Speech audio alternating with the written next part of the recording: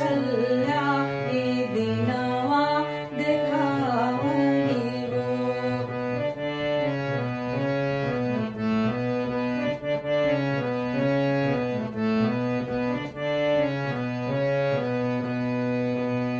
दुअरा पे बाजे बधैया महल उठे सोहर, महल उठे सोहर हो. रामा रानी के गोद बलकवा तर अधिक मनोहर हो.